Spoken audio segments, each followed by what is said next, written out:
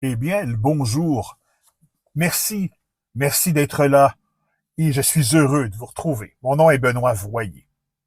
La correspondance privée entre le frère Marie-Victorin et sa tendre amie Marcel Gauvreau, révélée au grand public dans le livre Lettres biologiques, recherches sur la sexualité humaine, paru chez Boréal en 2018, vaut en soi, comme je vous l'ai déjà dit, bien des cours d'éducation sexuelle.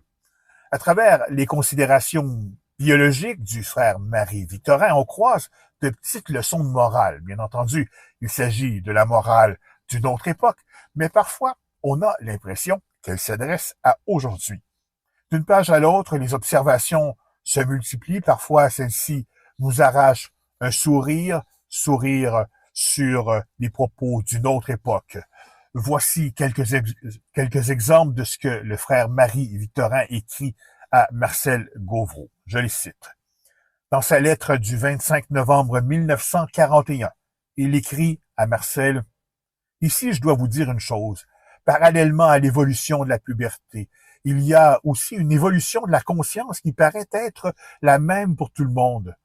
On est peu instruit, mal éclairé, effrayé par tout ce que l'on a entendu de la bouche des prédicateurs et des éducateurs.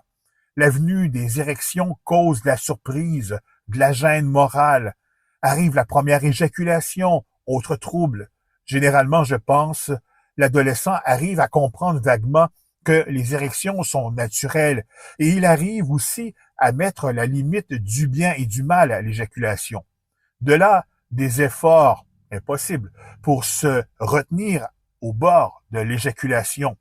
Se retenir d'éjaculer, passer un certain seuil, c'est comme se retenir de vomir quand on a envie.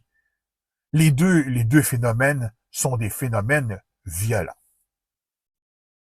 Dans la même lettre, le 25 novembre 1941, le frère Marie-Victorin écrit à Marcel Gauvreau: « Pour revenir à la question de la conscience, ceux qui n'arrivent pas à s'en faire une sur ce sujet sont bien malheureux, car entre 16 et 40 ans, le sperme hautement activé frappe toujours à la porte la nuit et parfois le jour. » Le 25 novembre, toujours dans la même lettre, le frère Marie-Victorin ajoute: « Chacun a sa formule érotique, vous le savez.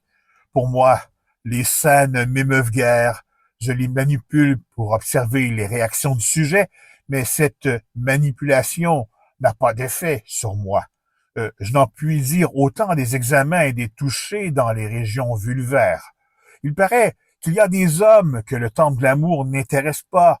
Ce ne sont pas des hommes. Je ne crois pas qu'un homme normal puisse manipuler un clitoris chez une jeune femme, mais objectivement, sans ressentir quelque chose dans son organe homologue, d'autant plus qu'il s'y ajoute le charme total de la nudité offerte. » Toujours dans la même lettre, un peu plus loin, le frère Marie-Victorin écrit à Marcel Gauvreau: « Mais cela reste toujours un mystère pour moi que cet intérêt que nous autres hommes portons à ce coin de la chair sans beauté qu'est le pli sexuel de la femme.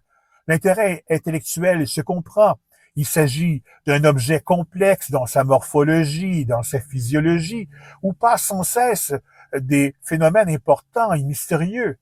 Mais il y a cet autre intérêt instinctif, profond et raisonné qui nous attire et nous méduse. Nous aimons avoir ce coin de chair, ce con, puisqu'il faut l'appeler par son petit nom, parce que c'est un con, et voilà tout. » Lettre biologique, recherche sur la sexualité humaine, un livre qu'il faut absolument lire.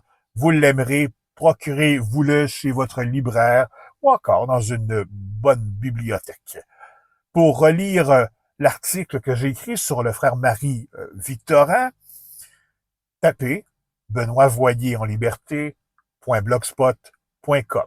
Vous le retrouverez à cet endroit.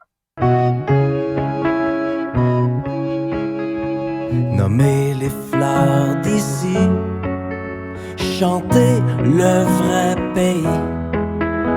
Poète à vos papiers, la flore est à vos pieds. Chacun fait son jardin. Je persiste et je signe.